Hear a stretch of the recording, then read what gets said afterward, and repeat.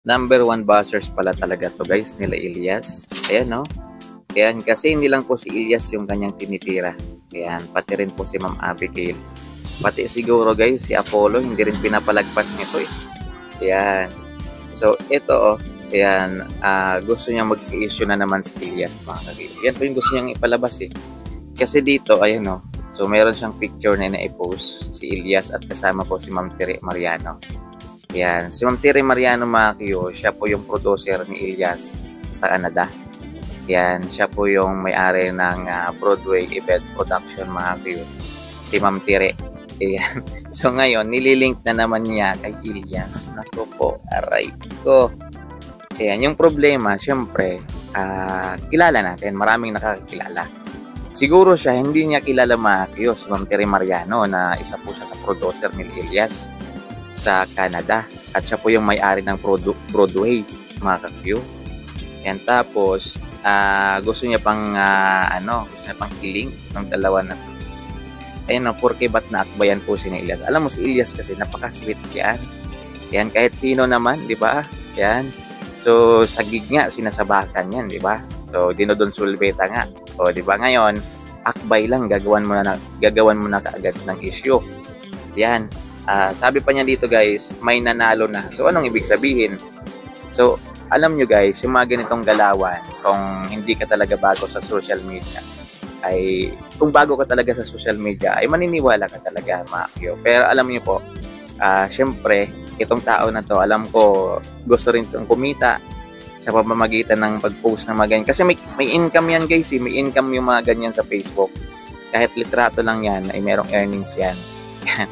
Mas malaki pa nga minsan yung earnings yan kaysa video talaga, mga kyo. So, yung mga ganyang galawan guys, ay, for ano lang po yan talaga, for content, for the views, mga ganyan. And earnings. Yeah. So, wag kayong maniwala sa mga ganyang pautot nila guys, yan sa Facebook. Ayan, kasi wa-effect yan. So, kami po ng mga reactor, dito guys, ay tinitingnan talaga namin ng mabuti yan. Yan po si Ma'am Tere, Mario, para sa kaalaman po ninyo, siya po yung isa sa mga producers ng Ilyas TV Band sa Canada. Siya po yung may-ari ng Broadway Event Production, mga kakiyo. So, kaya po siya kasama doon sa Canada. Nakikita lagi natin sa video, mga kakiyo.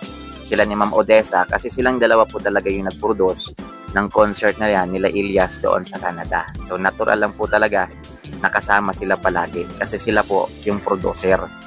Ayan, sila po yung nag-organize ng event na yan. Sila po yung nagdala doon kay Ilyas sa Canada. So, wag kayong maniniwala dito guys. Yan, hindi ko alam kung ano yung pakay nito mga kayo. Hindi ko pa siya halos kailan ko lang to nakita sa sa Facebook kasi may nagpo-post sa kanya sa Facebook mga kayo na kung ano-ano yung pinagsasabi niya. Yan, siya pa nga yata yung nagsabi na hindi daw maganda yung boses ni Ilyas at hindi sikat. At siya din yung nagsabi na mga matatanda lang daw yung nandun sa concert sa Canada, sa Toronto. At marami daw upuan na bakante. Siya din yata yung nagsabi na, mga kayo. So guys, wag kayong maniwala dito. Hindi to legit, mga kayo. Yan, wala itong ugnayan sa Ilyas TV Band. Mga kayo, yung ugnayan nito ay mang-bash lang po talaga.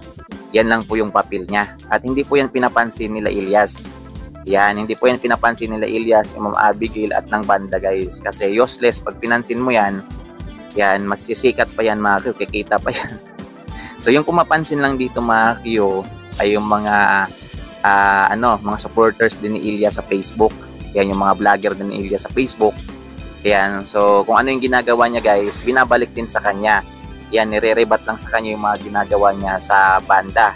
Yan, kasi sila Ilyas hindi nila pinapansin eh. Kaya yung mga pumapansin dito mga kayo, ay yung mga defender ni Ilyas sa Facebook. Ayan. So dito sa YouTube, yan, tinatopic natin siya for awareness na rin sa inyo guys. Yan, for awareness na rin sa inyo kasi baka maniwala kayo dito. Ayan no, yan. So binibigyan niya ng issue si Ilyas, mga kayo. So sabi niya ito may nanalo na. So anong ibig niyang sabihin, mga kayo? So ibig niyang sabihin, nililink niya itong dalawa. Yan. So kung bago ka lang sa social media, maniniwala ka talaga. Kaya wag kayong maniniwala. Kasi ito mga pautot lang nila. Yung babae na yan guys, na inaakbayan ni Ilyas, yan po si Ma'am Terry Mariano.